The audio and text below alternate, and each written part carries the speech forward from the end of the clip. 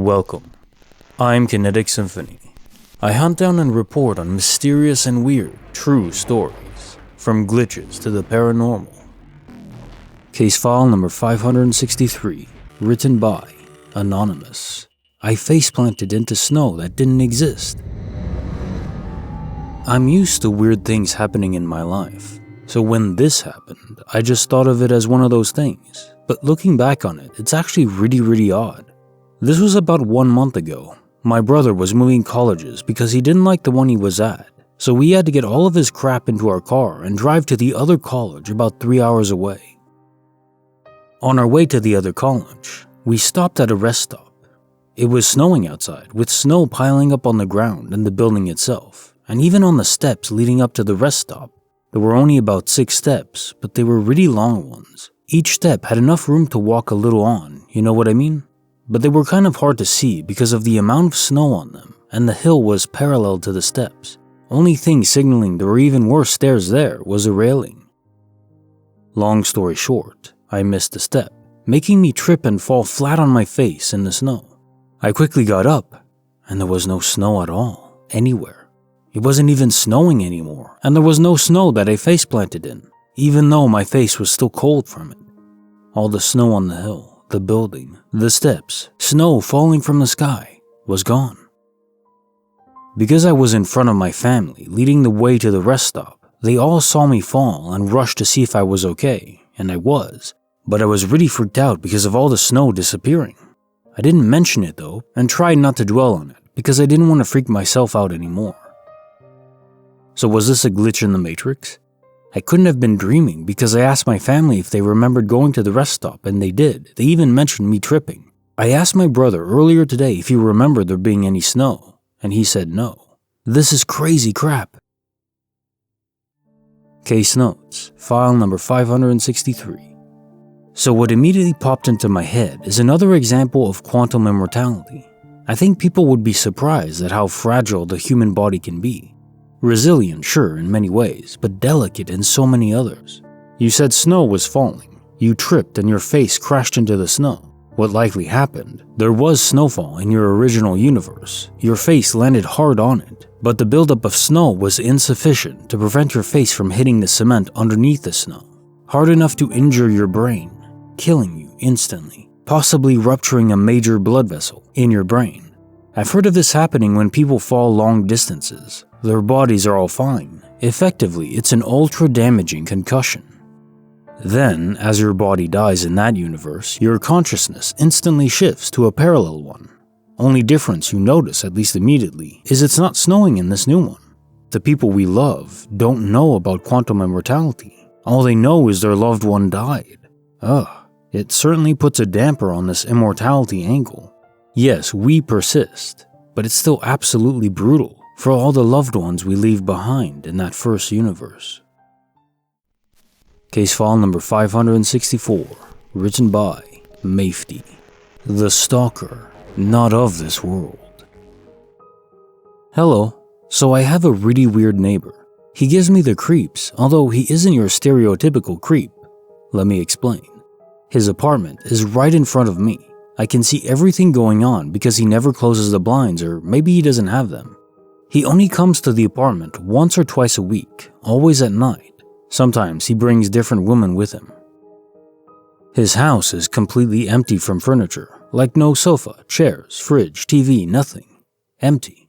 When he comes to the apartment, he drives a car. Then he takes his motorcycle and leaves the car. When he leaves for a while, he goes on the car, and when it's for a short period, he takes the motorcycle.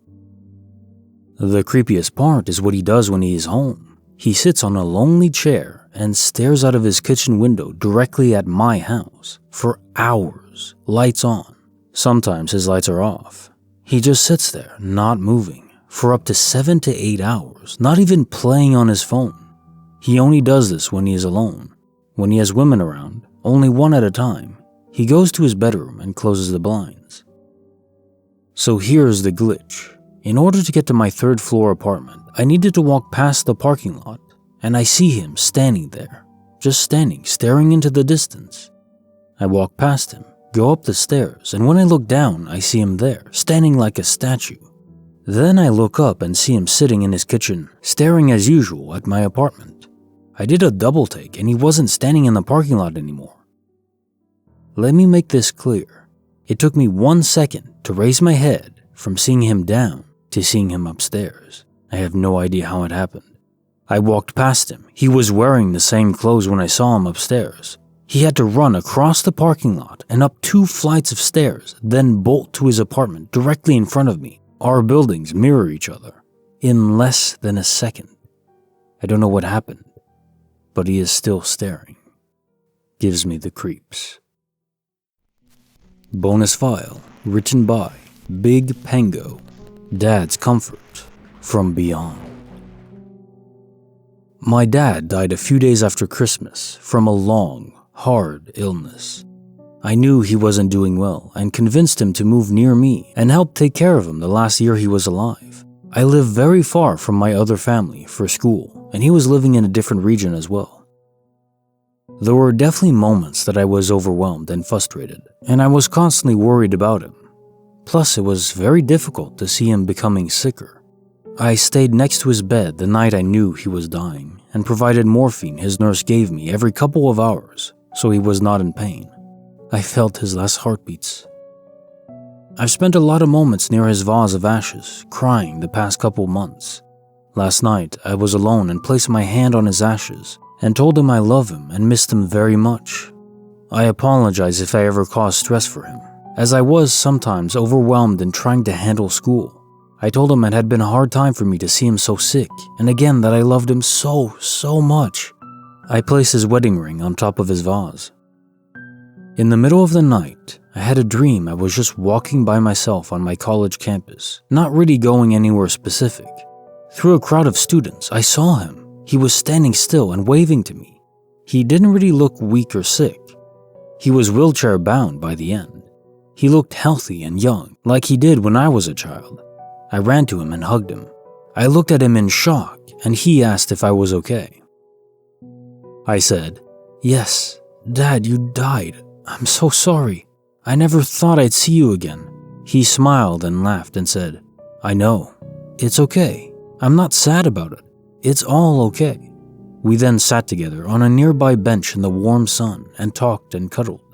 I'm not sure what we talked about, but it felt like happy things. And then I woke up. I feel calm and comforted. I feel like my dad may have been trying to comfort me.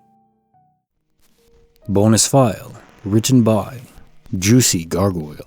My son gave me a warning from my dreams. My son is 5 and was recently diagnosed with autism. His speech is very limited, but he can say several words and a few phrases. Yesterday, he had a doctor's appointment and had to get his vaccinations. Of course, after getting vaccinations, you can feel down a bit, especially the next day. Fast forward to this morning, around 6 a.m. He is sleeping beside me, and I'm asleep as well. I was having a dream that we were at my grandparents' house, and that he, my son, was upstairs playing. While still dreaming, I hear him clearly yelling, "Mommy, mommy, mommy, mommy," which is what he will usually do when he needs my help. So in the dream, I go to him, and as soon as I pick him up, he starts gagging. I then immediately wake up from the dream. Not even 20 seconds after I wake up, I hear him gagging in his sleep, about to vomit. Confused as hell at this point, but in autopilot mode, then turn him on his side and hold him while he pukes. This was so wild to me because he was in a deep sleep and would not and could not have called out for me in the clear, bold tone that he used in my dream. He was right beside me, so I would have woken up from the clear yelling of "Mommy" multiple times, way sooner. He started gagging after I woke up. When I first looked over at him, he was not gagging. It was literally like 20 seconds after I woke up that he started to gag. I've never been able to communicate with someone else that is living via dreams and have the connection transferred from a dream state to consciousness or reality. So this was odd but cool to me. Case file number 565, written by sncfan. The Magical School Bus.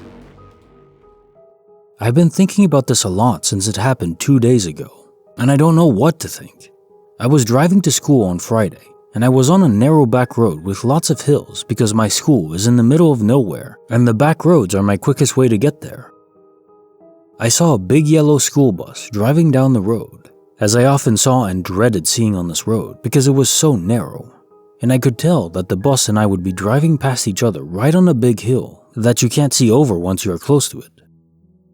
So to avoid crashing head-on or sideswiping the bus, I slowed down and moved over as far to the side of the road as I could as I approached the hill. However, when I reached the top of the hill, there was no school bus in sight. I could see the end of the back road that I was on, and there are no crossroads, parking lots, alleys, or anything like that where the bus could have turned. I drive this road nearly every single day, so I would know. There's also no way that the bus could have turned around and went back the other way on this narrow road, especially within the short amount of time between when I first saw the bus and 3 to 5 seconds later when I reached the top of the hill and saw that there was actually no bus. There were no other cars between this hill where I was and the other end of the road, so it's not like I could have mistaken a car for a school bus either. I've tried to make sense of it and come up with explanations, but I can't think of any. Please let me know what you think. This has been bothering me for days and I don't really know what to think of it. It's one of those experiences that makes you question everything.